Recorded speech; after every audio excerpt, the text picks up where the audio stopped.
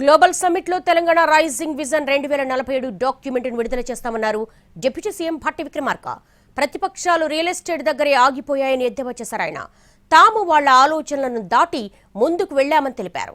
Rising అంటే ఏంటో వాళ్లకు తమ డాక్యుమెంట్ చూసిన తర్వాత తెలుస్తుందన్నారు. రాష్ట్రం ఎలా ఉండాలని కోరుకుంటున్నామో అలా ఉండడానికి ఏం చెయ్యబోతున్నామో గ్లోబల్ సమ్మిట్ లో చర్చిస్తామన్నారు. గ్లోబల్ సమ్మిట్ లో విజన్ డాక్యుమెంట్ ఇస్తామంటున్న డిప్యూటీ సీఎం భట్టితో మా ప్రతినిధి చారి ఫేస్ టు ఫేస్.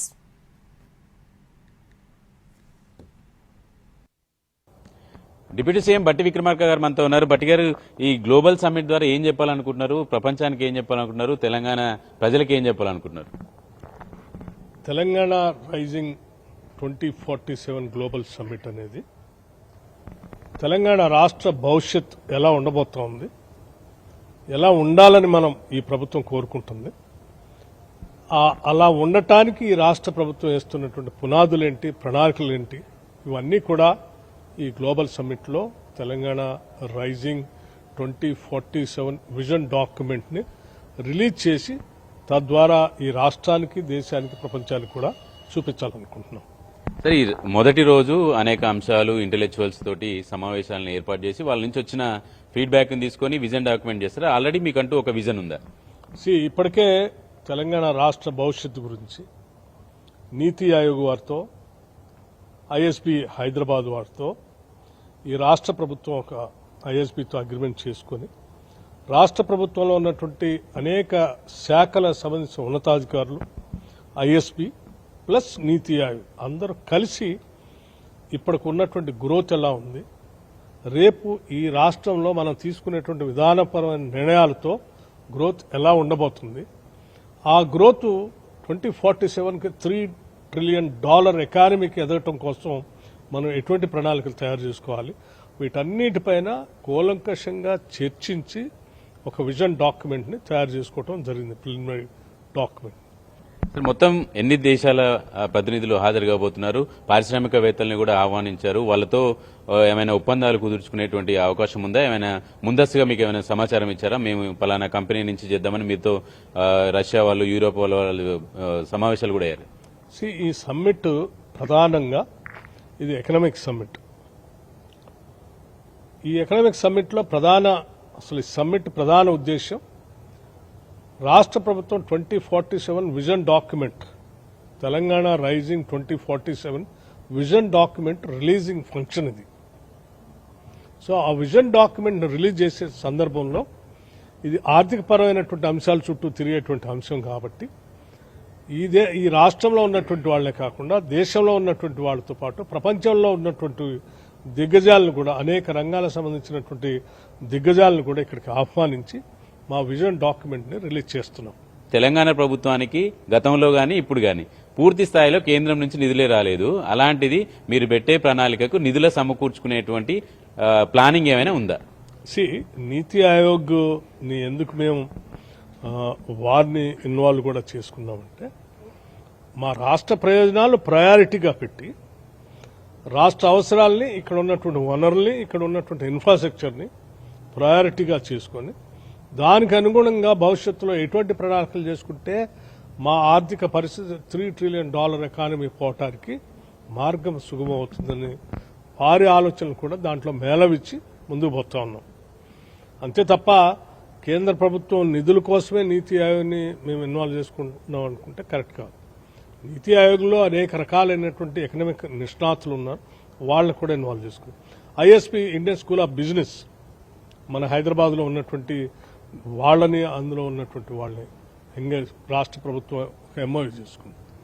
ఇక మన అధికారులు, అట్లాగే మన రాష్ట్రానికి సంబంధించిన వివిధ శాఖలకు సంబంధించిన మంత్రుల యొక్క ఆలోచనలు అన్నింటినీ ఫైనల్ గా మేళవించి ఈ విజన్ డాక్యుమెంట్ ని తయారు చేస్తా ఉన్నాం. సరే, ఈ విజన్ డాక్యుమెంట్ కి సంబంధించి నిధుల సేకరణకు సంబంధించి కావచ్చు, 2047 వరకు మీ విజన్ డాక్యుమెంట్ లో ఉన్నటువంటి అంశాలకు నిధుల సేకరణకు సంబంధించి ఏమైనా ప్లానింగ్ ఉందా? ఓన్లీ ప్రైవేటు సెక్టార్ నుంచి నిధులని మాత్రమే సేకరిస్తారా? ఎట్లా?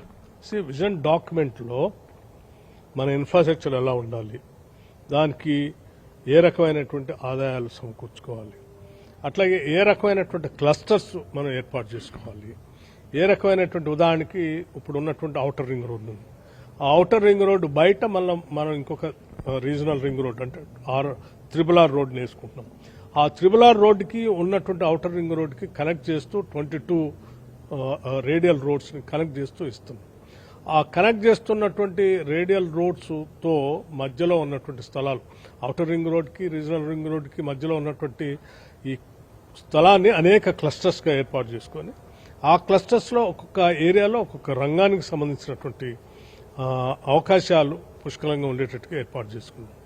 మనకున్నటువంటి సహజ వనరులు ఉదాహరణకి నదులకు సంబంధించిన నీళ్లు కానీ, అట్లాగే ఇక్కడ ఉన్నటువంటి మేధస్సు సంబంధించిన IT సెక్టార్ కానీ, ఫార్మా సెక్టార్ కానీ, లేకపోతే ఇతరత్ర టెక్స్టైల్ సంబంధించి కానీ, లేకపోతే వ్యవసాయ ఆగ్రోబేస్డ్ ఇండస్ట్రీస్ సంబంధించి కానీ, ఇలా రకరకాలైనటువంటి వాటిని డిఫెన్స్ రంగాలకు సంబంధించి కానీ, ఎనర్జీ సెక్టార్ కానీ, వీటన్నిటిని కూడా ఈ 2047 $3 trillion ఎకానమీ సాధించడానికి ఏ అంశాలైతే అవసరం అనుకుంటో ఆ అంశాలన్నింటినీ కూడా దీంట్లో పొందుపరుచుకొని టార్గెట్స్ పెట్టుకొని నెక్స్ట్ 5 years ఏం చేయాలి, ఆ నెక్స్ట్ 5 years ఏం చేయాలి, ఫైనల్గా 2047 కల్లా ఏం సాధించాలి అనే దాంతో మేము టార్గెట్ పెట్టుకుని ప్రభుత్వం ముందుకు పోతాం. సార్, మీరు ఒకవైపు ఆదాయాన్ని సమకూర్చుకోవడము లేదంటే వివిధ ప్రయత్నాలు చేస్తున్నారు, మరోవైపు మీ ప్రతిపక్షం మీరు మొన్న తెచ్చినటువంటి హిల్ట్ మీద అసలు మీరు 5 లక్షల కోట్ల కుంభకోణానికి తెరలేశారు అనే ఆరోపణలు చేస్తుంది. ఇప్పుడు నేను ముందుగా మనం మాట్లాడేది రాష్ట్ర భవిష్యత్తు కోసం వేస్తున్నటువంటి పునాదులు, రాష్ట్ర భవిష్యత్తు కోసం మనం ఏం చేయబోతున్నాం అనేటువంటి అంశాలను చెప్పబోతున్నాం. సరే, ఈ హిల్ట్ సంబంధించి కూడా తప్పనిసరిగా నేను మాట్లాడతాను, దాన్ని సంపూర్ణంగా సమగ్రంగా మీ తెలియజెప్పాల్సినటువంటి వస్తూ చెప్తాను.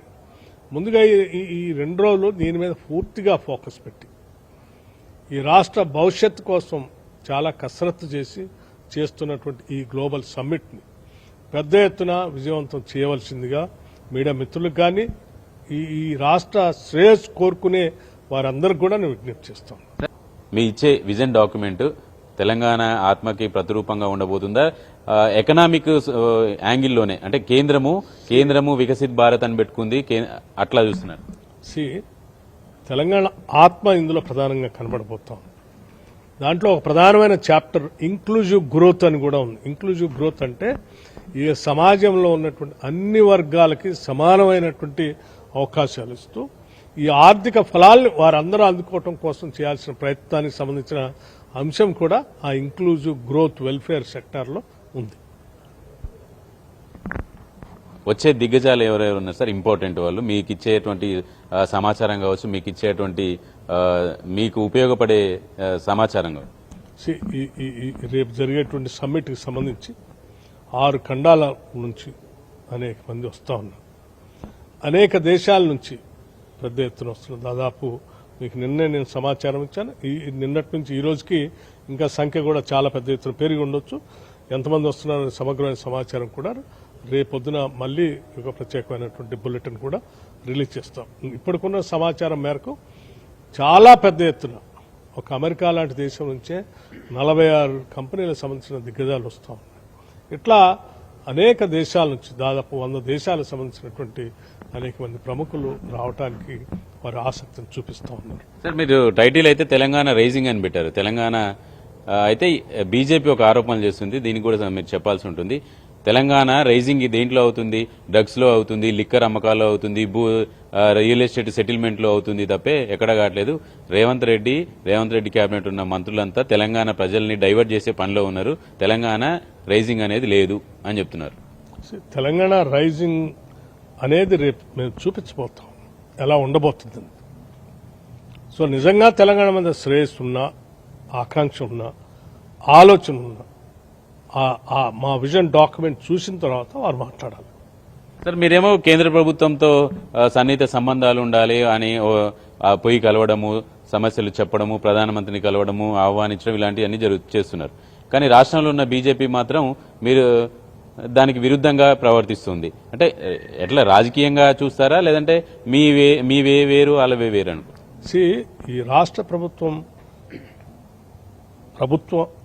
పెద్దలుగా రాష్ట్ర ప్రభుత్వం యొక్క ప్రజల యొక్క క్షేమం, వారి భవిష్యత్తు మా ముందున్నటువంటి ప్రధానమైనటువంటి అంశం.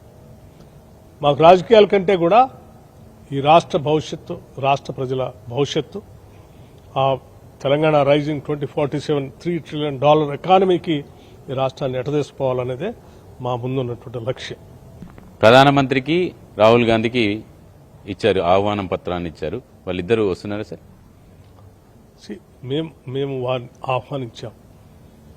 ఈ రాష్ట్ర విజన్ డాక్యుమెంట్ 2047 ఎందుకు చేస్తున్నామో చెప్పాం. రాష్ట్ర భవిష్యత్తు ఎలా ఉండాలని మేము ఆశిస్తున్నామో చెప్పాం. దానికోసం ఎటువంటి ప్రణాళికలు తయారు చేస్తున్నామో చెప్పాం. వారిని ఆహ్వానించాం.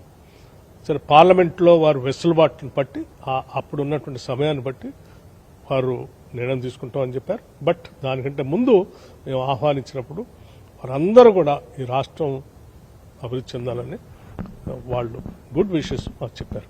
Thank you sir, thank you very much. Telangana rising అనేది విజన్ డాక్యుమెంట్ ఇచ్చిన తర్వాత తెలుస్తుంది అని చెప్పేసి డిప్యూటీ సీఎం భట్టి విక్రమార్క చెప్తున్నారు. కెమెరామెన్ శ్రీనివాస్ గౌడ్తో చారి, ఎన్టీవీ, హైదరాబాద్.